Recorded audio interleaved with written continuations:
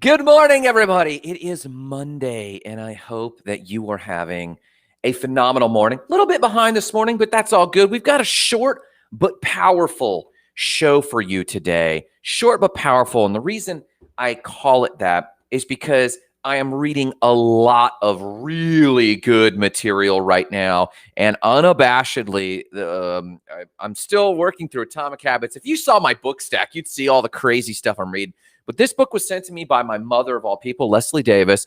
She sent me The Road to Character by David Brooks.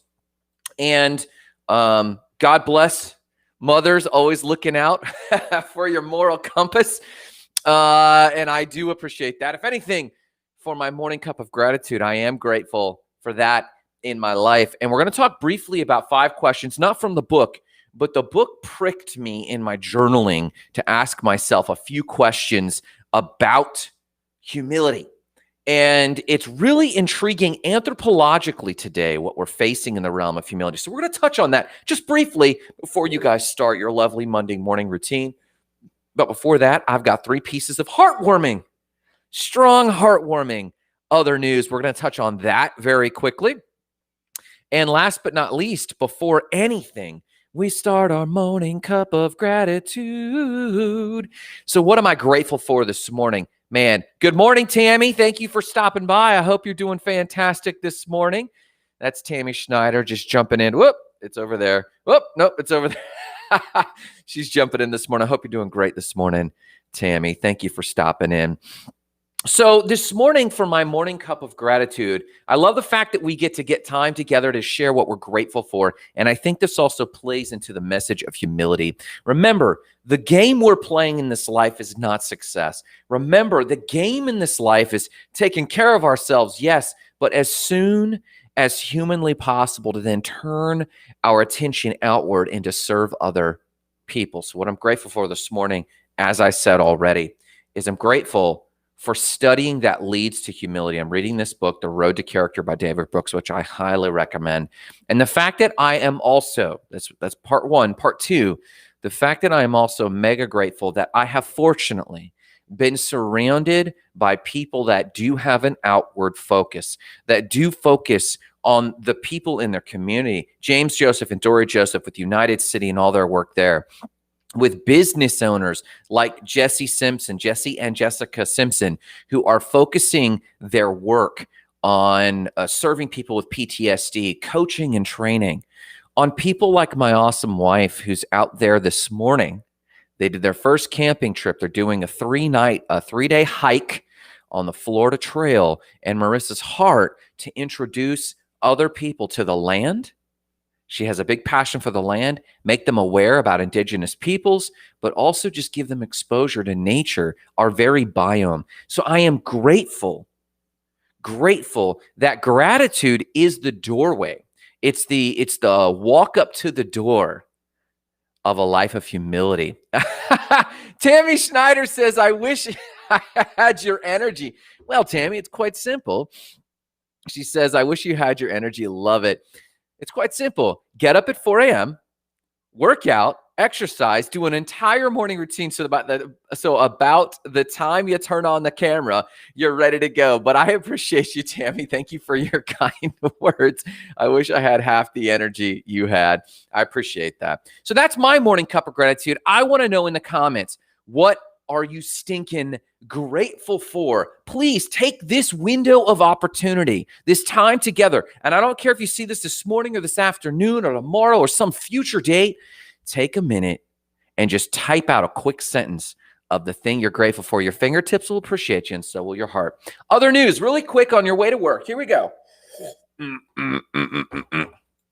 In other news, Virginia artists donate paintings to food center volunteers to show their gratitude for their service. You see, in Culpeper, Virginia, there is a food closet. It's called, actually, the Food Closet. And volunteers have been working very hard during COVID as people have been out of jobs. They've been working very difficult. And anyone in the area knows that this food pantry has made a massive impact. Specifically, the Blue Ridge Art League has known, otherwise known as BROWL, They have taken an interest in the food closet in Culpeper, Virginia, and wanted to support them, encourage them, love on them in some small way. Now, the food closet gets lots of donations from lots of different people, and the donations provided to the food closet in Culpeper, Virginia, help them support nearly 3,500 meals a week. That's 3,500. I didn't misspeak. And this is huge that they're doing such awesome work. And then the Blue Ridge Art League decided, by the kindness of their heart, to gift a ton of art to them. Now, whether those recipients, whether those volunteers keep the art and just take it as an encouragement, or whether they resell the art or auction the art, that's up to the food closet. And they haven't stated what they're going to do just yet with the donated art. But that's an awesome piece of warm other news. There's the link right there for you. If you care to read a little bit more about how a community can support its people, even just with art, that encouragement is huge. Go out and encourage somebody today. And if you're an artist, don't think you can't encourage them with donations. Gift a piece of art, because you and I both know, as an artist, and this is my artwork back here, as an artist, it's a bit of your soul. I would struggle so hard to get rid of this or any of my other art. Not that anyone might even want it. I wouldn't imagine people even want my art. But to give it is to give a piece of your soul. And if you make that gift or some gift of any kind, go encourage a food pantry today. That's one piece of other news. And other news, scientists.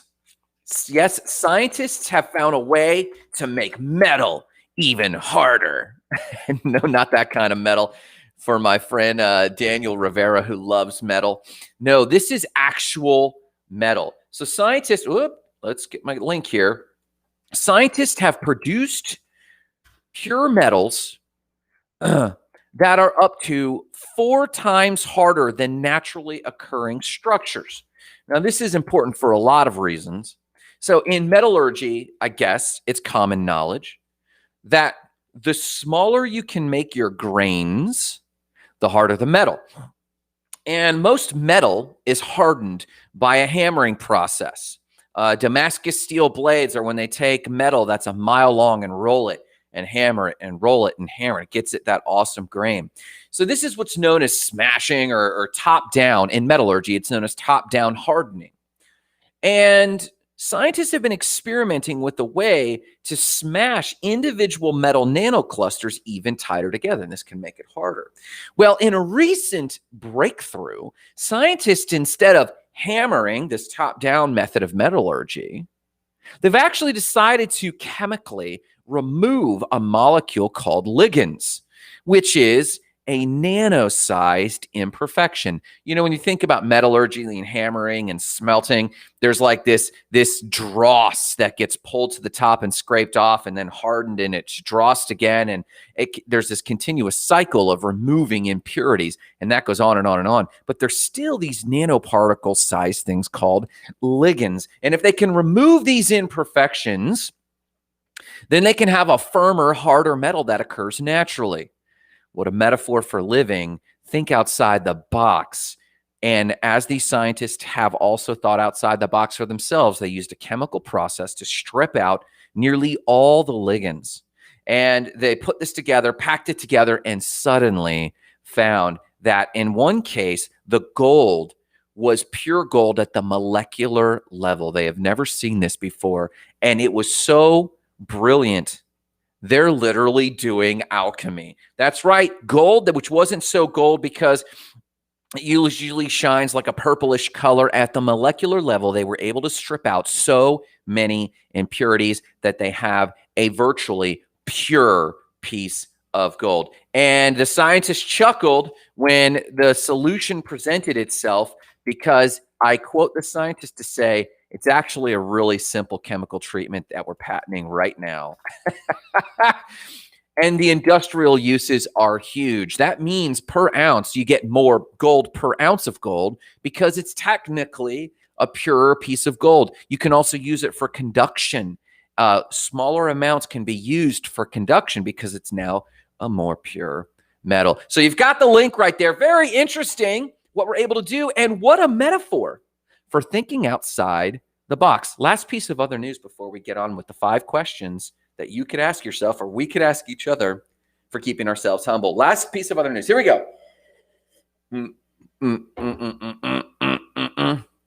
11 miners have been rescued out of a Chinese mine. Yes, you heard that correctly. We usually have such bad news as it comes to industrial mining. And the Chinese have had a horrible history of deaths in the mining industry. In fact, they used to average 5,000 deaths per year. But the Chinese officials realized that this was unacceptable. Not only is it upsetting to the families and a horrible price to pay, just in this particular case, a gold mine. In this last case, what happened was we do not know what caused the explosion yet, but an explosion caused approximately 25 miners to be trapped, 70 tons of rubble to block the entrance. Rescue crews were able to build a parallel shaft down to start feeding food and water to the people down there that had survived the initial explosion. So about, I think it was 11 miners. In the photos, you can actually see several of the miners being raised, covering their eyes entirely because they were in the dark for 2 solid weeks. But unfortunately, several miners did die. But the good news is, with the new efforts put forth by the Chinese government as it comes to mining, they've gotten the average deaths per year from 5,000 per year down to only about 40 last year. Now, any life lost is too many, but it is progress in the right direction of valuing human life. You know, and in terms of upsetting your paradigms, quite often we think of the Chinese government or communist governments as not valuing their people or only seeing their people as a labor force. When you see a country go out of their way to lower their numbers, this is a huge shift from 5,000 deaths a year down to about 40. That's a huge investment in your people. So I think that they need to get applauded. This occurred in the eastern coastal province of Shandong. So this actually happened in China, but it's encouraging to see 11 miners rescued. A little bit of a more positive story as it comes to mining. And that, my friends, is other news. Let's talk about the 5 questions I wrote in my journal that I think we could ask ourselves in order to nurture a spirit of humility. You see, what's going on is his graduate degree. He's looking at finishing his graduate degree in psychology and philosophy. Really wants to help people. And we have coffee at least once a week, if not more sometimes. And we've been talking quite often about, in the modern era, what social media is really doing to our sense of lots of things. But one of the topics that keeps coming up is, I think we're forgetting the basics of being a human, and one of those being humility. And this often leads to our conversation about myth, because we love Joseph Campbell's work. That's a lot of what you see right here. The Enso is not Joseph Campbell's, it's Japanese, of course. But Joseph Campbell co-opted this symbol to talk about the cycles of myths that we go through. And a lot of time, the reason myths are important, they are the things that we strive to be. They are kind of the highest level of who we as an individual strive for in our place in society. The more crowded this planet gets, the more we seek for individualism. The more connected we are, the more we hand around messages of individualism and uniqueness. And I think generally these things are good. You know, before the connected era, before we were connected with social media, we actually had to look for encouraging messages. So I just read this morning an ancient book that I've been reading called Given to Me as a Talisman from my friend James Joseph, As a Man Thinketh, an old book. I also am reading Hagakure, which is from the 1600s. I love reading old material because old material often focuses on character. But as our society continues to grow, instead of these being rare, encouraging occurrences of gems that we truly take inside of ourselves, we have begun to pass around stories of individualism, how to cut away from the crowd. And that's important to a point. In one context, being unique and finding your unique voice is supremely important. But why? We forget to ask the question, why should you find your unique voice? Stephen Covey started to answer this question in the 80s and 90s. In his research for the book, 7 Habits of Highly Effective People, which I highly recommend you read. It is now becoming a classic. In his research for 7 Habits, Stephen Covey found one major shift. And that is all the personal development material up until the Industrial Revolution, the knowledge and computer age. Nearly all of the personal development material was based on what he called a character-based ethic. Do you exude the characteristics and the morals that we ascribe to the highest people in our society? Roughly in knowledge age, just post-industrial age into the knowledge age, we started really applauding charisma-based ethics. Think of it as Gordon Gekko from Wall Street. Greed is good. Who could win the game of life over other people? You see, we had this massive expansionism, and we started to applaud those who were outliers as they got ahead. Got ahead of who? Got ahead of what? We didn't ask. We just knew something inside of ourselves that the A-types who were winning these charisma-based ethics games were winning out over the rest of us. And even though we were the losers in that equation, and we didn't realize it when we applauded them, we still applauded them and sought to be that ourselves. And unconsciously, David Brooks contends, and I want to agree, that we started to root for the person that beats others. And you take this further in social media and Instagram, and likes and loves, and the algorithms start to reward people who beat others. But you and I both know that's not true of who we are. It's a temporary phenomenon. And as Stephen points out in 7 Habits, we need to shift to this charisma-based ethics. And I pose the question, I'm going to go, why? Why should you seek to be unique? So that you can have 1 million followers like Charlie D'Amelio? So that you can be the next Casey Neistat on YouTube and you got all the followers? Casey quit. Why did he quit? Because once you've had it all, you can then safely say that it's not fulfilling. And that's unfortunate to the rest of people who say, what is that quote? I want the opportunity. I only ask for the opportunity to prove that $1 million doesn't bring me happiness. Yes, we all want to get ahead, but get ahead of who and why? And though I do believe that we should all be seeking big goals and seeking big success, I think we should be checking this against age-old principles, because success is only measured in modern metrics. Achievement is only measured in contextually modern and relevant metrics. Cash flow is, I only seek more cash flow than my expenses, which is infinite wealth, because I need that for today.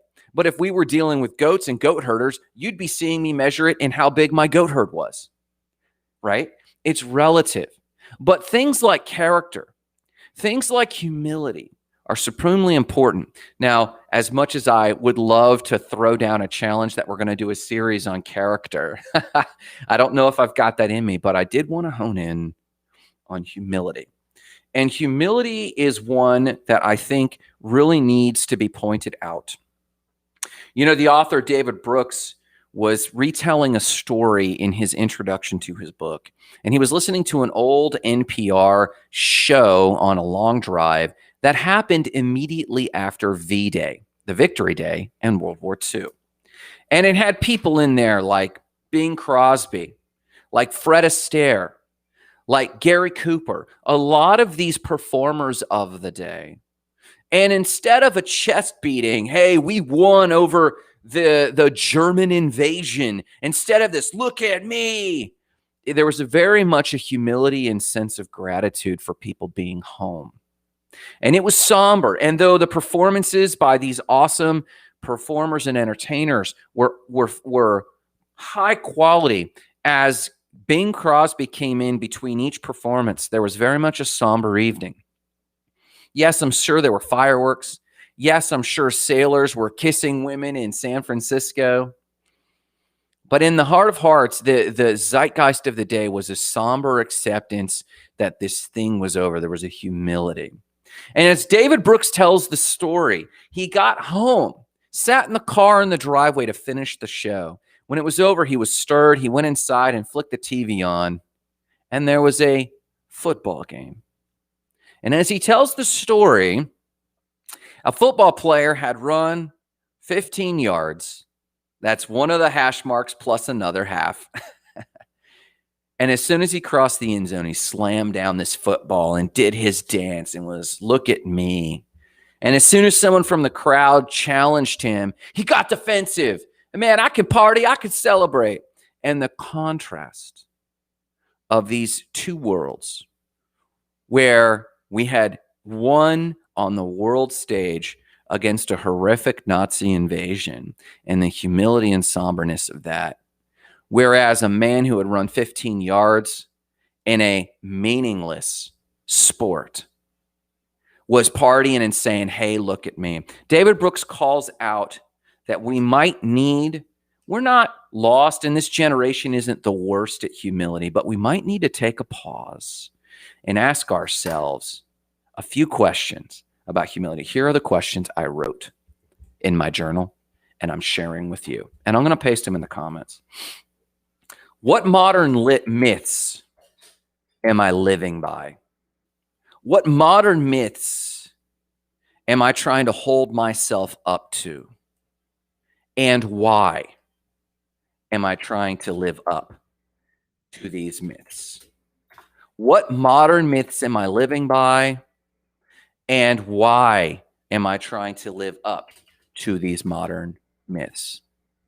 Can you answer that? I think about some of the myths I ask myself and some of the myths I think about, and Elon Musk is a myth I'm trying to live up to. I like his creativity. Why am I living up to his myth? I like his creativity. I like how he makes massive global impact with ease. I like that. What about the celebrity? I don't know. If I were being honest, I'd have to say, yes, I want recognition. Do I want the level of attention Elon's gotten? Nah, some of it's not that great. But I know I want some recognition. What other modern myths am I living by? I used to live up to the Steven Spielberg myth. I wanted to sneak on the lot at Universal Studios and sneak in there and create my own movies. But there's something else. There's this creative influence. This Joseph Campbell modern myth. What modern myths do you live by, and why do you live by those modern myths? Question two.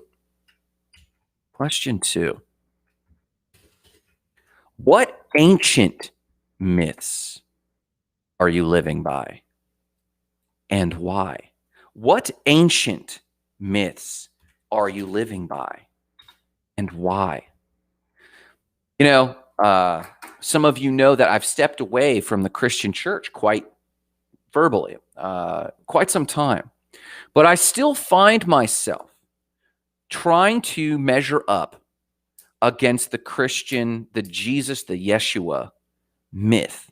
A person who was culturally, at one point, at one time, both culturally relevant and culturally disruptive. What ancient myths am I living by? And I would even tell you the samurai myth is one that I continue to return to.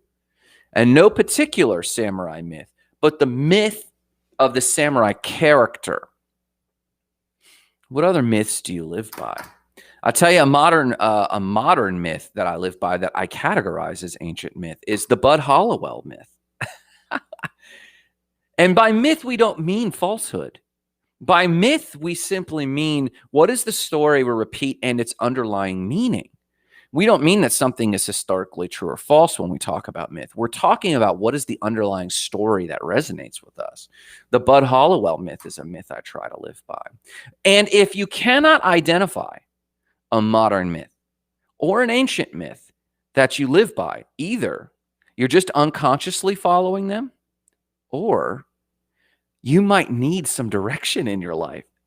What's your compass? If you can't point to a myth, are you even living by a moral internal compass?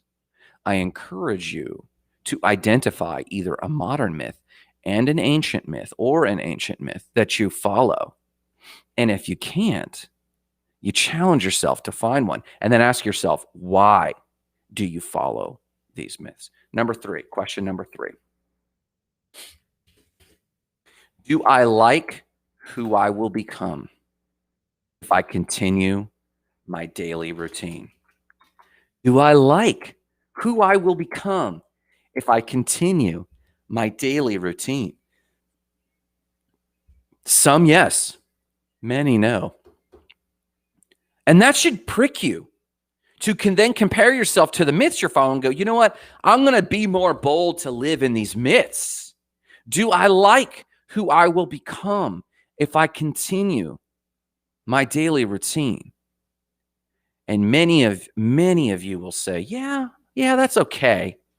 But if it's not a hell yes, I present for your consideration to challenge yourself, to ask yourself what you would change. Question 4.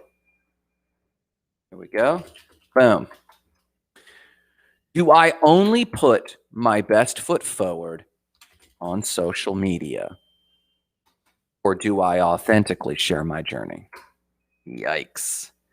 Do I only put my best foot forward on social media, or do I authentically share my journey? You see, there's a lot of confusion about social media right now and which platform you're on. A lot of these platforms are treated as marketing. And as marketing, the changes going on in marketing are the brand of one. And when it comes to put forward any brand, whether it's the brand of the person, a personal brand, or whether it's a more macro brand, we always want to put our best foot forward. We want the messaging to be clear. We want the direction to be clear. We want people to know how to engage with us. Okay. But there is a need in society for some role, whether it's the anthropological shaman, the mythological shaman, whether it's a teacher. We have to authentically put forward. We have to be authentic to put forward, not always our best foot. Now, am I telling you to hang out your dirty laundry? No, I think a lot of you need to put less dirty laundry out there. I think you need to focus less on me, look at my dirty laundry, because some of that is coming from a place of victimhood. You know who you are. I'm not speaking to anyone in particular. I'm speaking to all of you who are motivated to get pity votes or victim votes by pseudo authenticity of hanging out your dirty laundry. But there has to be an authentic approach to how you deal with social media. Why am I calling out social media? I'm only calling out social media because I believe social media is the new antenna of our ant colony. It's how we talk.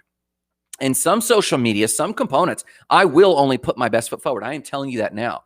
But there are certain areas that I preserve, not just in Facebook, but in my Facebook groups, that I will be completely authentic. Now, I might not answer a question. Hey, Grant, what's going on in your sex life? Hey, Grant, what's going on with your money? I might tell you a lot, but I will tell you when I'm not going to answer that question because it's private. Leitra says, great question. If you live unauthentically for long term, it will all crash down and burn, and not just for you, but for everyone who's connected for you. This can be secret sin, as you determine sin. Again, I have a different definition of sin. Sin's just missing the mark. But if it's a secret sin for you, that probably amounts to a lie somewhere. And if it's a lie, whether it comes crashing down externally or not, I don't know. There's some pretty talented liars out there, but it might come crashing down internally. And if it comes crashing down internally, look out. You're going to feel lost. You're going to feel listless. You're going to feel without a compass. You're going to start losing relationships close to you. Fantastic call out, Leitra. I really appreciate that call out. Do I put my best foot forward on social media, and not for any reason other than it's a bullhorn? It's how you're communicating to the world. So I encourage you to be as authentic as reasonable. Again, don't hang dirty laundry, but be real. Last but not least, here we go. When I don't feel that I am at my best, and I think back to when I was at my best, what character traits did I exhibit that I am lacking today? I'll say that again. When I don't feel I'm at my best, and I think back to when I was at my best, What character traits did I exhibit then that I am lacking today? You see, I asked this last question because we often reflect back to our, the cliche of my college athletics years were my peak, man. I peaked in high school. I peaked in college. And I present for your consideration. It's not just about the success and the adulation and the accolades you got at that time. I present for your consideration, you act with a degree of integrity. You act with a degree of character. You didn't just show up and throw the football and win the game-winning touchdown. You probably put in the work, and it was the work self that I think you miss. It's the disciplined self that I think you miss. It's the adventurous self that I think you missed.